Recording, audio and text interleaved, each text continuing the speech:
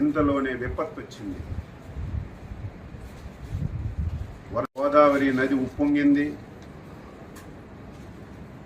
దానివల్ల అటు west Godavari, east గోదావరిలో చాలా ప్రాంతాలు ముంపుకు గురయ్యాయి.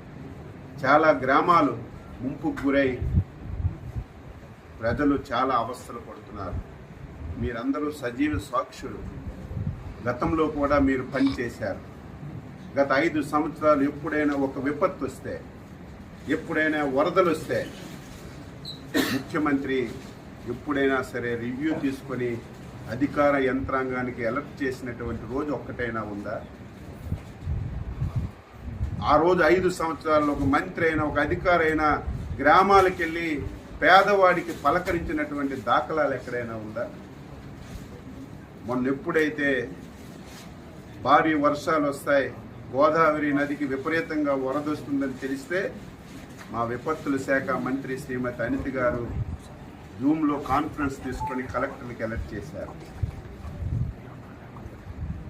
ఏవైతే ముంపు ప్రాంతాలు ఉన్నాయో, ముంపు మండలాలు ఉన్నాయో అధికార యంత్రాంగానికి అప్రమత్తం చేసి ఏ ఒక్క ప్రాణ నష్టం జరగకూడదు, వారందరికీ సురక్షిత ప్రాంతాలకి తరలించడమే కాదు, మీరు చూశారు గతంలో వరదొస్తే తరలించి వారికి బస్తాల్లాగా ఒక స్కూల్లోనో కొట్లోనో పెట్టేయడమే తప్ప ప్రభుత్వాలు చూడక ఆర్తనాదాలు విన్నాం. మాకు భోజనం అందడం లేదు, పిల్లలకు పాలు అందడం లేదు, సకాలంలో నీళ్లు లేవు, టాయిలెట్స్ లేవని. ఈ 5 రోజుల్లో ఎక్కడైనా ఒక వార్త వచ్చిందా?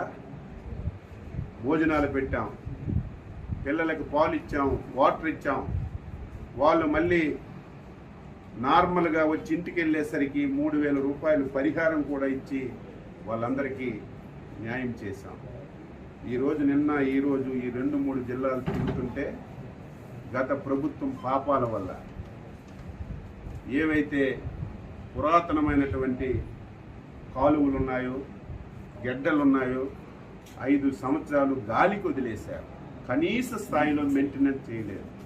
కనీసం ఒక తట్టిడి మట్టి తీసి ఆ కాలువలో ఉన్నటువంటి అడ్డు కూడా తీయకపోవడం వల్ల నిన్న వచ్చినటువంటి వరదలకి ఆ కాలువలు పొంగి వేల ఎకరాలు రైతు పెట్టినటువంటి పంట పూర్తిగా నాశనం అయిపోయింది. నిన్న ఈరోజు చంద్రబాబు నాయుడు గారు అసెంబ్లీలో ప్రకటించారు, మా మంత్రుల బృందానికి పంపిస్తున్నాం, నష్టపోయినటువంటి రైతాంగానికి పలకరించడమే కాకుండా ఎవరైతే పునరావాస కేంద్రాల్లో ఉన్నారో వాళ్ళ దగ్గరికి వెళ్ళి వాళ్ళకి అన్ని సదుపాయాలు అందుతున్నాయో లేదో చూసి రైతాంగానికి ఏ విధంగా మనీ సహకారం ఇవ్వాలో అన్నీ తెలుసుకొని నాకు చెప్పండి, నేను రైతుల పట్ల చాలా ఉదారంగా ఉన్నాను, అవసరమైతే ఒక పైసా ఎక్కువ ఇచ్చైనా రైతులు కష్టాలు తీర్చి వారి రుణం తీర్చుకుంటానని స్పష్టంగా ముఖ్యమంత్రి గారు చెప్పడం వల్ల మేము బృందాలుగా వచ్చి తిరిగాము. మధ్యలో సెషన్స్ టైంలో కూడా ఎవరైతే స్థానిక మంత్రులు వచ్చి ఒక పూట అసెంబ్లీ చూసి ఒక పూట వచ్చి పలకరించి వచ్చినటువంటి దాఖలాలు. నిన్న ప్రజలు 5 సంవత్సరాలు ఇటువంటి పరిస్థితి ఉంటే ఒక్క ఆఫీసర్ రావడం కానీ, ఒక్క మంత్రి రావడం కానీ, ఒక ఎమ్మెల్యే రావడం కానీ మేము ఎప్పుడు చూడలేదు. మీరు వచ్చారు, ఇదే మాకు ఆనందం అని మీ సాక్షిగానే చాలామంది నిన్న వారి హర్షాన్ని తెలియజేశారు. ఈరోజు ఈ ప్రాంతం నాశనం అవ్వడానికి ప్రధాన కారణం ఎర్ర కాలువ. ఇది జంగారెడ్డిగూడెంలో స్టార్ట్ అయ్యి మళ్ళీ భీమవరంలో ఎండ్ అవుతుంది. ఈ కాలువ అస్తవ్యస్తంగా ఉంది. ఈ కాలువ వల్ల సుమారుగా 20 నియోజకవర్గాల్లో ప్రతి సంవత్సరం చేతికొచ్చిన పంట పోతుంది, పెట్టుబడి పెట్టిన పంట పోతుంది. ఈ కాలువని శాశ్వతంగా ఈ సమస్యని పరిష్కరించాలని ఒక ఆలోచన చేస్తున్నాం. అందుకే జిల్లా యంత్రాంగానికి చెప్పాం, తాత్కాలికంగా ఏవైతే గుంతలు పడ్డాయో ఆ గుంతలన్నీ పూడ్చమని చెప్పి ఆదేశాలు ఇచ్చాం. టెంపరీగా రేపు డిసెంబర్కి మళ్ళీ వ్యవసాయం పెట్టుకోవడానికి ఎక్కడైతే ఈ స్లూయసెస్ పోయాయో, తలుపులు పోయాయో దాని గురించి ఒక ఎస్టిమేషన్ చేయమని ఆదేశాలు ఇచ్చాం.